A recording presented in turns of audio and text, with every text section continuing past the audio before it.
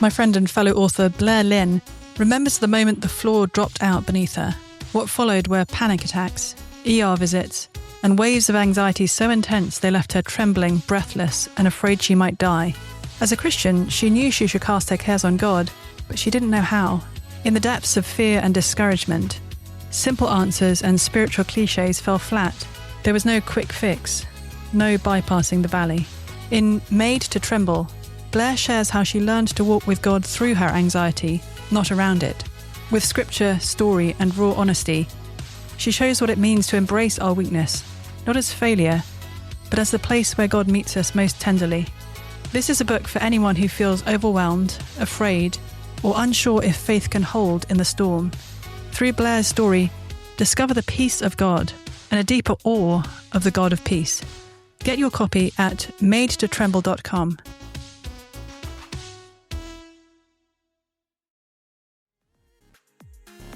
The Sing hymnal, from award-winning hymn writers Keith and Kristen Getty, is a rich collection of classic and contemporary hymns created to deepen worship, foster unity in the church, and proclaim the hope that we have in Christ.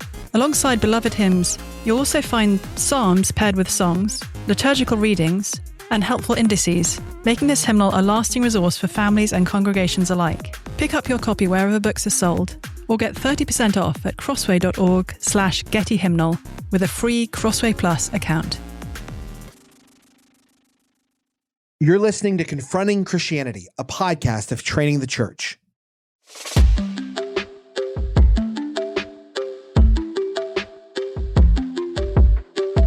And this is why I think the church, if they view hypocrisy as primarily a PR matter and not a spiritual formation concern, they miss the whole point.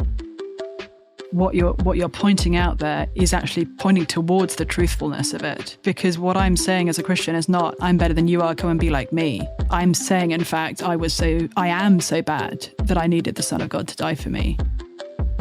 It is going to address it clearly and directly, and that the church is practicing hypocrisy most vividly when it's ignoring Scripture most explicitly. This is Rebecca McLaughlin, and I'm joined by my co-host, Kyle Worley. How is it going, Kyle? Oh, look at that. For those who are just listening, Kyle is like pumping his hands in the most Texan way I've ever seen. I'm raising the roof, Rebecca. I'm just like, yeah. You got to throw your hands in the air, You've been to a lot of rap concerts, Rebecca? No, I don't think any. But I was going to tell you about the one time I went to a football game.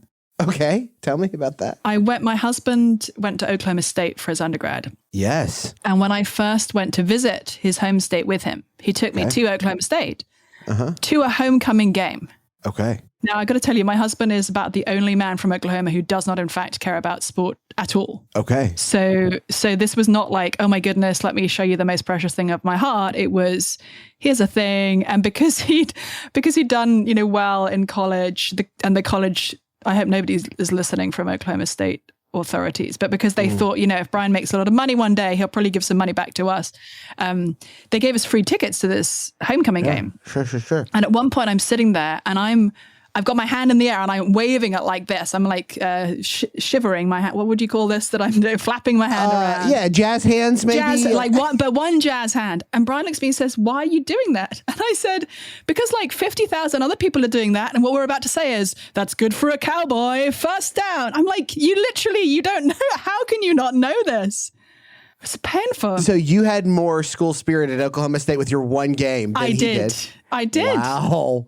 You know what, Rebecca? I do get the impression that you're somebody who does want to lean into unique cultural experiences. And an Oklahoma State football game is a unique cultural experience. I'm sure of it. Listen, when in Rome, do what the Romans do. And when at an Oklahoma State football game, waggle your hand and get ready for the first down. Yeah, you heard it here first, guys. Waggle your hand. Waggle your hand. Waggle your hand. Waggle your hand at all of your collegiate football games. Yeah. Did you watch the Super Bowl? Yes. But wow. Yeah, but in kind of a half-hearted way. My 10-year-old. This will tell you about our family's commitment to American football. My 10-year-old asked me on Sunday, "Mummy, is the Super Bowl a soccer game?" Your 10-year-old. I said no, but I appreciate the question. Yes. Wow, that's remarkable. So here's what I can say about our family. We are not hypocrites when it comes to sport. Bang. We say we don't care, and in fact, we don't care. You know what? You are getting better and better at these segues. I'm telling you, season 1, we had some rough patches, but season 2, it's coming to you like muscle memory now.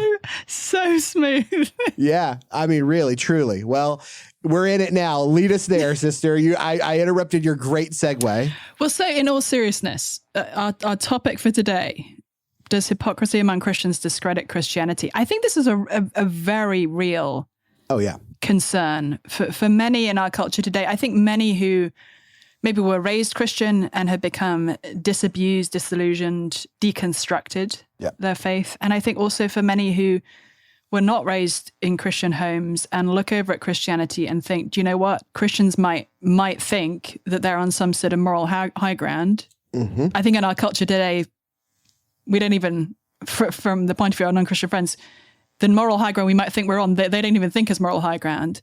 Yep. But even by our own standards, we fall so short. Yes, that's right. So I guess maybe it's kind of go back to basics. And I spend a lot of time with my kids defining words for them. Mm-hmm. What is hypocrisy, Kyle? What are we talking about here? Well, I think when we're thinking about hypocrisy, we're going, okay, it's some level of inconsistency between what someone says they are or they believe or they think is right to do and what they actually do. Mm. So hypocrisy can be explicit. And like if I told you it's wrong to lie and then I lied to you, that would be kind of a very explicit hypocrisy. There's also kind of more under the surface hypocrisy where it's like if I told you the character of leaders really matters and then I recommended to you leaders whose character was significantly impeachable, that would be less like it'd be less obvious. It'd kind of be like it's almost like throwing your hypocrisy a little bit because it's like a belief that you harbor that you're not really acting in accordance with. Or if I believe it's right to pray for others and then I don't pray for others, that may not be something that you would see that would be very obvious, but it would be hypocrisy in my heart, right? Yeah. Yeah. So I think hypocrisy is not just the visible or the outward ways in which what we say we believe or say we should do or say is right or true or good or beautiful and then don't do those things or don't practice those things. It's not just the outward thing. It can also be more inward. Yeah. But it's inconsistency. I don't know about you as you relate to your daughter, Lydia, but with my kids, I think the experience of parenting for me has been the experience, among other things, of recognizing my own hypocrisy, even in trivial things.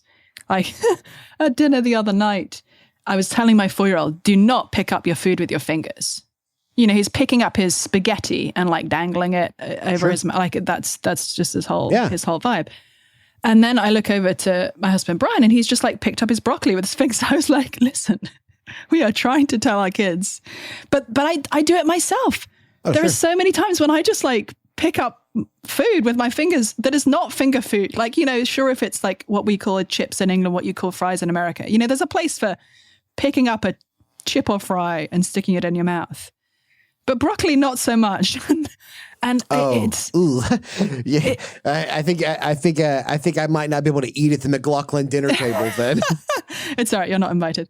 Oh, fair enough. So I think for me, I'm sometimes startled. I mean, even just explaining to my kids what hypocrisy means, I can often give them specific recent examples of when I have been a hypocrite.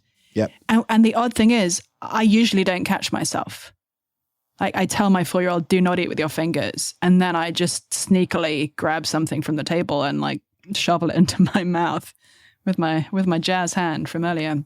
Yeah, no, I mean, yeah, absolutely. And not just with kiddos, but like any significant, like anytime you allow people into like more intimate, vulnerable relationships, friends, coworkers, anytime you actually let somebody into the real you, guess what they're going to discover?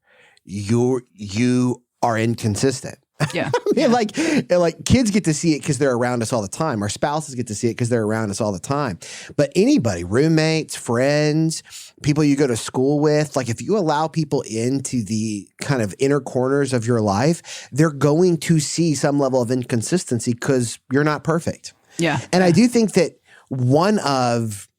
I'd be curious, Rebecca, you've done a lot in the last, decade, maybe a little bit longer now, kind of responding to people's questions about the faith, helping them think critically through some of the objections, accusations. And we've noted many times on this show that there is a season that we're in, particularly in the global West, of like a reemergence of doubt, deconstruction, whatever you want to call it. And it does appear that like when you really start to scratch the surface of many people's friction with the faith or their objections or maybe the reasoning behind why they've walked away from the faith of their family or a childhood upbringing of Christian faith or whatever, is because of some level of hypocrisy. If it's not the main thing, it's always in the conversation. I mean, at least from my vantage point. Do you think that's the case? I mean, you've spent a lot of time writing to this audience, talking to this audience. You're faithful in personal evangelism among Christians, among former Christians who have walked away and non-Christians. I mean, do you encounter this as well, or is this just the thing in the South here? Yeah, no, I think it's absolutely a thing in the Northeast where I live as well. I think maybe in the Northeast, many people are even a step beyond. I don't necessarily mean beyond in a positive sense, but a sort of step further down the road in that talking with Christians in the South and in parts of the US, which are more kind of culturally Christian, I guess. There's more of, or at least, in the last, go back like 10 or 20 years, there's more sort of general culture of Christianity.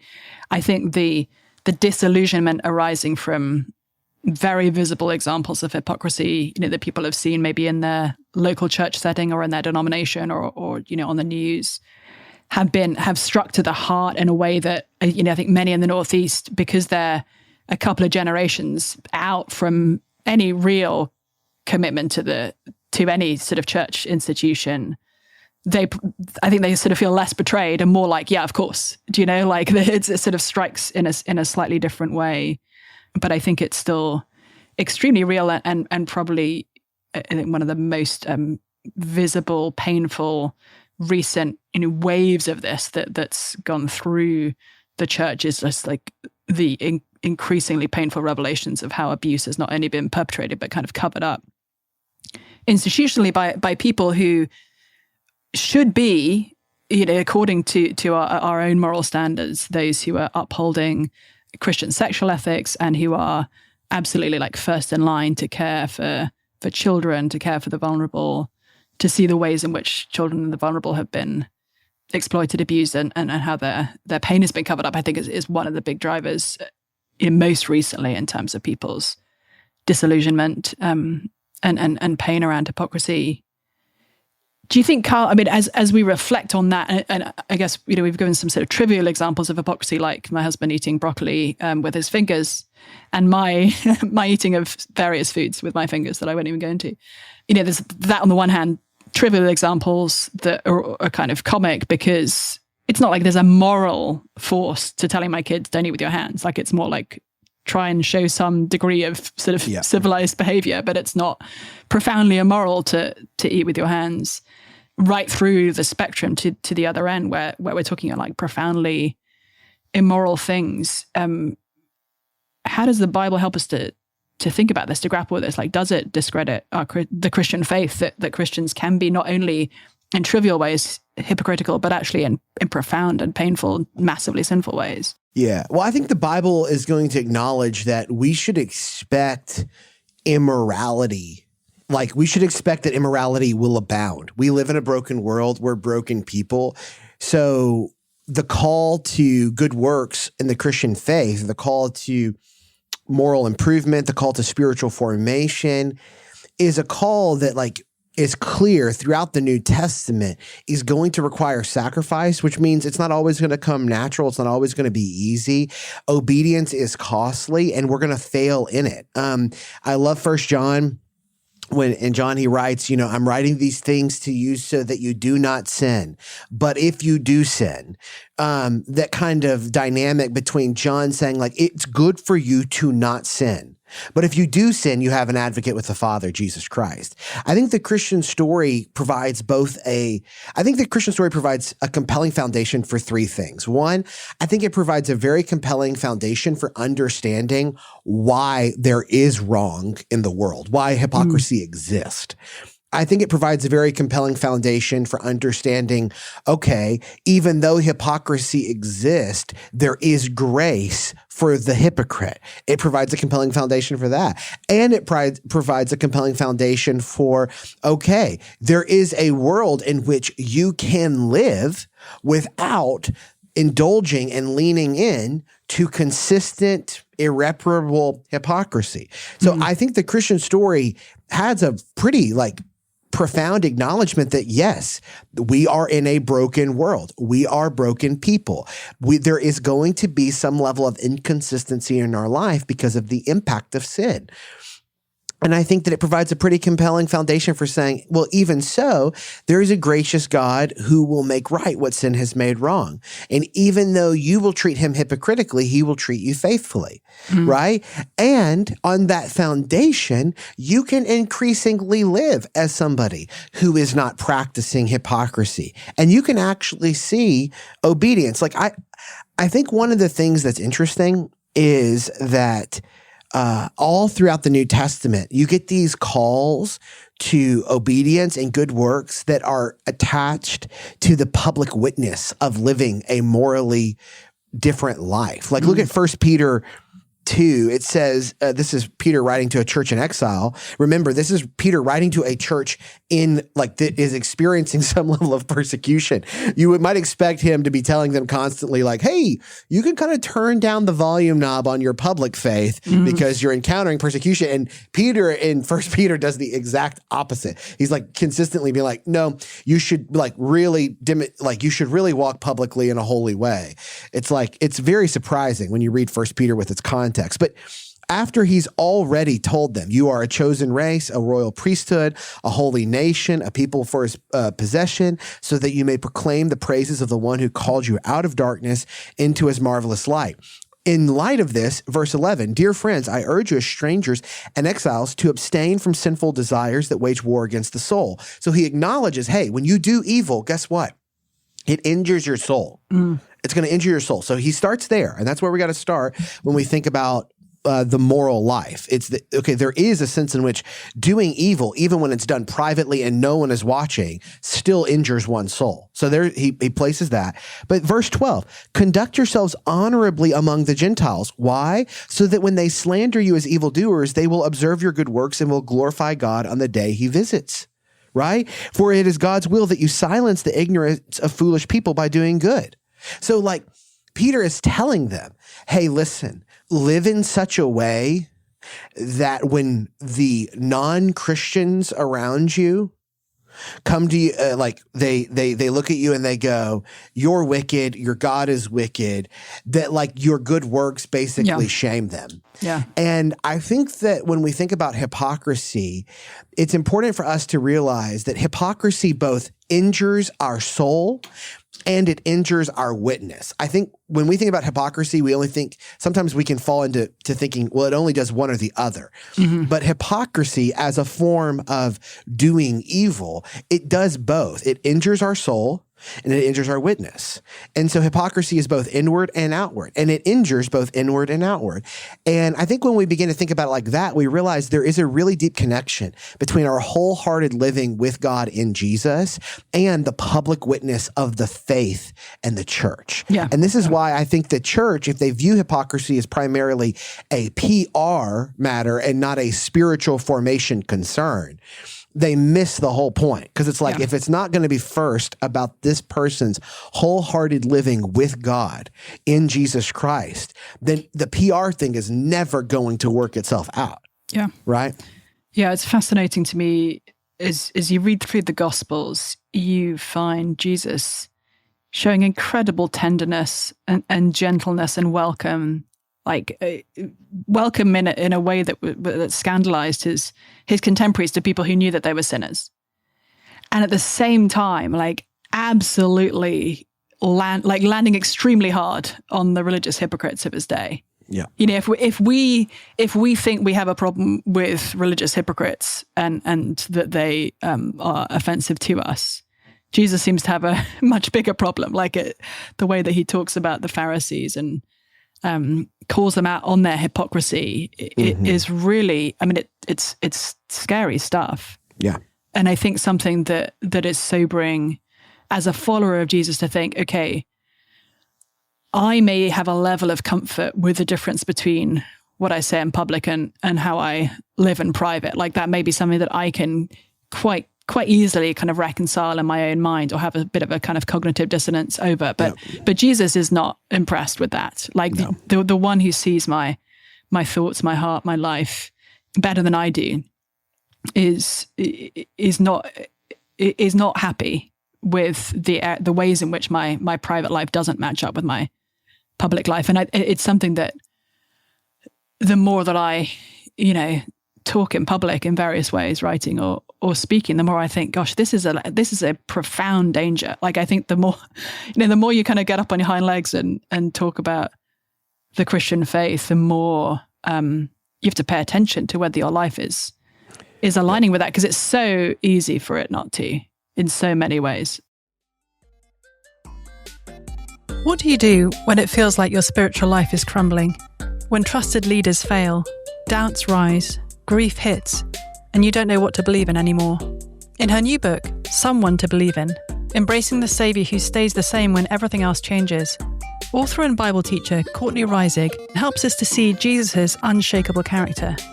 If you're not sure whether you believe in Jesus yet, or if your faith feels unsteady in the face of grieving, burnout, or disillusionment, this book invites you to encounter Jesus as the one who is the same yesterday, today, and forever. Get your copy of Someone to Believe In today at someonetobelievin.com. I wonder, do you think that has social media and just like living our lives online, has it magnified this gap, or has it just illuminated, like has it created a stronger gap between the witness of the church and hypocrisy, or has it just magnified a gap that always exists because it's a community of broken people? Like I wonder, because it does seem like, man, social media has allowed everyone to kind of see how people talk when their guard is down. Yeah. Because we just got so used to it.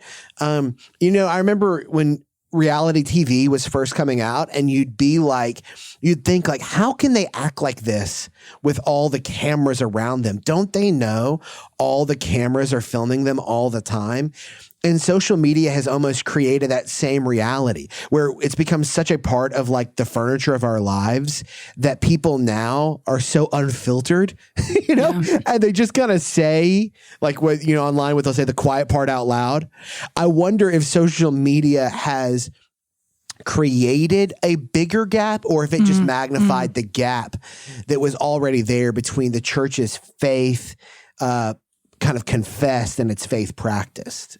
Yeah, I think there are a few different things that go on. There's one that you've identified there of people who profess to follow Jesus acting online in ways that are frankly not well aligned with how followers of Jesus should act. Maligning, misrepresenting others, going after others in mean and hateful ways that are very poorly aligned with Jesus's command to us to love even our enemies, let alone those who disagree with us in various ways.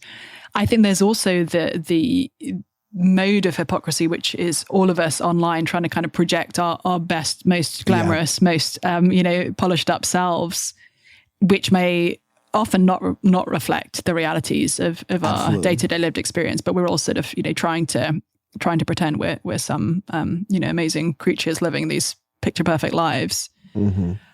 I think at the same time, I keep going back in my mind to a situation a few months ago where I saw a well-known non-Christian sort of celebrity posting after Roe v. Wade was overturned with this photo of at airports when there are those like lines, roped off lines of people having a path to to the destination of like immigration control or whatever. And nobody's in this photo. It's just like the line set up with nobody in it. And the tweet said something like, live footage of pro-life Christians lining up to foster and adopt unwanted babies and children. And a few people had posted like underneath this, listen, I'm not even a Christian, but I know that this is just not true.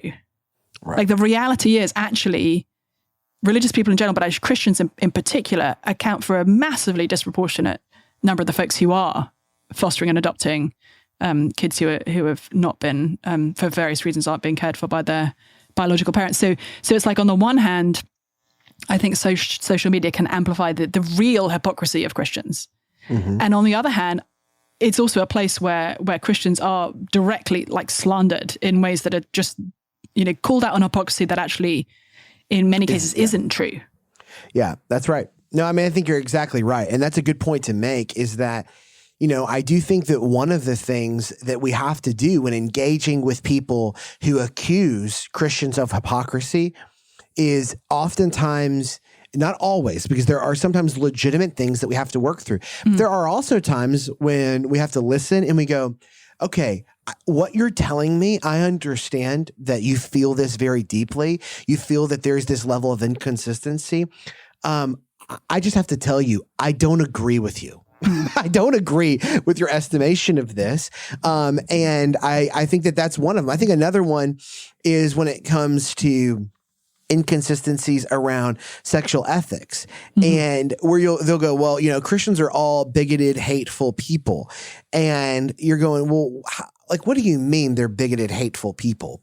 And you're like, well, they believe that marriage should be between a man and a woman. And you go, okay, do you believe that your Muslim neighbors are also bigoted and hateful? That your Jewish neighbors are also bigoted and hateful? Do you believe that like the overwhelming majority of the global community is bigoted and hateful? Because once you start dealing with that, it's like, okay, like maybe what you're responding to here isn't like a hypocritical reality. Maybe it's like a core belief of the dominant group of people in the world. And like, I think that what you're taking issue with here, it's easy for you to attach it to your unique experience of this one subculture. But hey, this is not just a unique reality here. It's a kind of widespread reality elsewhere. Yeah. And I think though, in those conversations, we can at the same time say, yes, Christians have often acted in bigoted and hateful ways toward people who identify as gay and lesbian outside the church and toward same-sex attracted Christians within the church. Like that is undeniably true. Sure. And at the same time, it is not aligned with what the scriptures tell us. And I don't think it discredits the historic Christian sort of sexual ethic that the Bible teaches. Likewise, I think we can say, yes, there is often a real gap between how Christians behave when it comes to caring for kids who aren't being cared for by their biological parents. And at the same time, if you look on the ground, you'll find that there's a disproportionate number of Christians who are engaging in foster care. Mm-hmm. A little bit like, Christians in America give about 3.5 times as much money away as their secular peers. They give far less than, well, we give, I should say, being a Christian, we give far less than we should give if we were truly living according to the kind of sacrificial giving the Bible calls us to. So I think we sort of need to hold these things together, that it's not even like saying to our non-Christian friends who are calling out Christian hypocrisy. I think often we can say, yes, this is a real thing. You have seen real examples of it. It's not the whole story. Yep.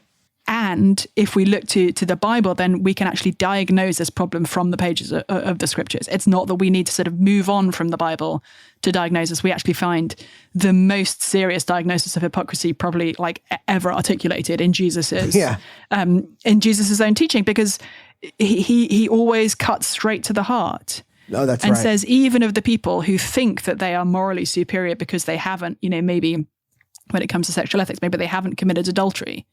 He says, actually, you have, because you have looked at a woman lustfully, and from God's perspective, you've committed adultery in your heart. That's like right. There's this sort of radical cut to the heart of the matter that makes hypocrisy impossible if we're actually face to face with Jesus, because he sees right through us. Yeah, no, I think that's well said. And I think making that distinction is crucial for these conversations being fruitful. Even when we deal with questions of historical hypocrisy in the church, when we deal with okay, hey, man, the church for a long time in the global West, the majority of the church was active in either the reasoning or the oppression of people of color.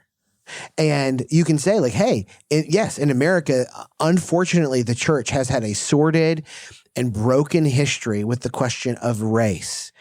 And we want to be honest about that. We want to be honest historically that there are places where the church has failed. But we also want to be able to celebrate the Christian moral voices who spoke for the dignity of all people.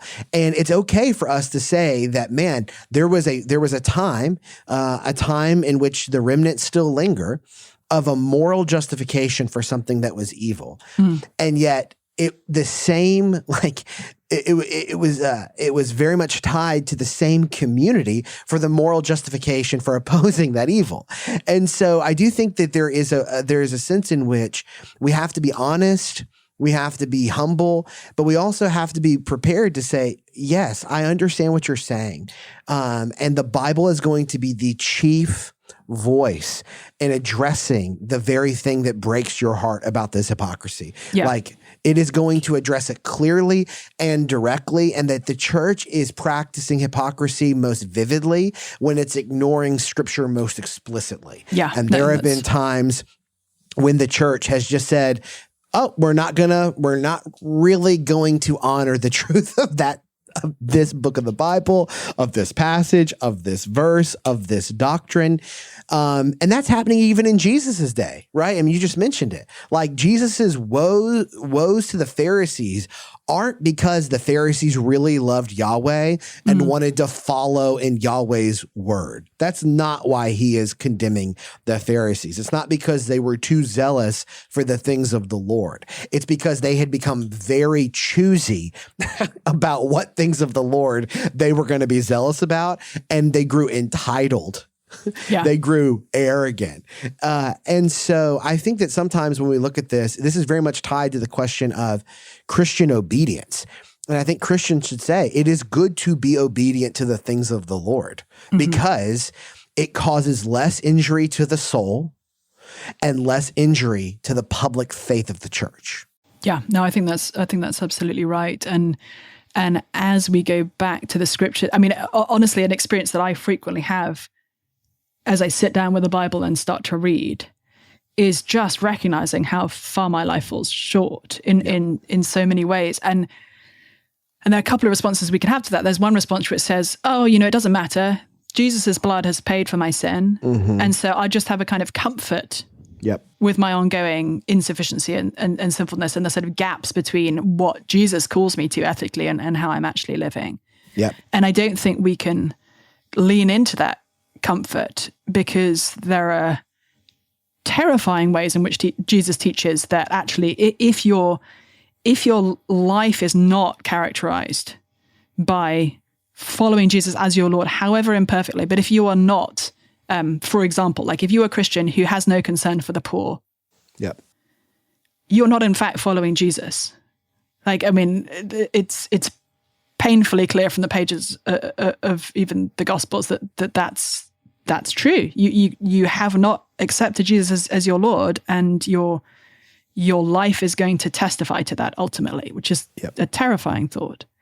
At the same time, as we can't be just kind of comfortable with the gap between how we live and what we're reading on the pages of the scriptures, we can't just become crippled by self-condemnation. Because the same Jesus who calls us to these incredibly high ethical standards that we consistently fail to meet is the one who welcomes repentant sinners. I was reading just yesterday for something I'm writing at the moment, Jesus' famous parable of the Pharisee and the tax collector, and how the Pharisee stands there, in the temple praying and saying, thank you, God, that I'm not like that tax collector over there. Here are all the ways in which I'm an exemplary good person following your laws. And the tax collectors can't even look up to the heavens, and he's beating his chest and saying, Lord, have mercy on me, a sinner. And Jesus says, the one who went home justified from that encounter with God was the guy on his knees. That's right. Not the guy who, if you were sort of doing an external evaluation, was doing better morally. So we have this constant invitation to come to Jesus on our knees. And I think as we reflect on our public witness, yes, we need to be shining as lights in the world. Our lives should be in some meaningful ways pointing to the goodness of the Lord. And at the same time, we need the entryway into the Christian faith is recognizing our profound sinfulness and Jesus's profound beauty and holiness. That's right. And that actually we don't need to defend the sins of our tribe. Instead, we need to point people to Jesus's perfection. So it's not that we're celebrating the gap in our own lives or even in the histories of our kind of Christian institutions. It's not that we celebrate the gap between them and Jesus's perfection. But I think we can freely acknowledge that gap and say, yes, we are in fact so bad that we needed the Son of God to die for us. Yeah. And so are you. Yeah. Like we are, and you are too, and there's plenty of room at the table. Yeah. For another broken person made whole in Jesus. Yeah. What would you tell someone, Rebecca? Let's land here. What would you tell someone? I don't want to be in a community with Christians because they're so hypocritical. Somebody's like, you meet somebody and they're like, yeah, I don't want to be a part of the church. I'm not really interested in the Christian story because Christians are all just hypocrites. What would you tell them? You met somebody at the park. Your kids are playing together out there. She says, you tell her you're a Christian. You guys are engaging. And she's like, yeah, I was a part of a church, or, I don't know about Christians, or I don't want to come to the Bible study because I just feel like Christians are so judgmental and hypocritical. What do you tell that person? Yeah, I mean, honestly, I think before I told her anything, I would ask more questions. I would want to hear the details of her story and how she had personally experienced this or how she had witnessed it in the lives of others. And I would want to sit with her in that and acknowledge the wrongness of that. And then I would want to say, actually, rather than discrediting the Christian gospel, what you're pointing out there is actually pointing towards the truthfulness of it. Because what I'm saying as a Christian is not, I'm better than you are, come and be like me. I'm saying, in fact, I am so bad that I needed the Son of God to die for me.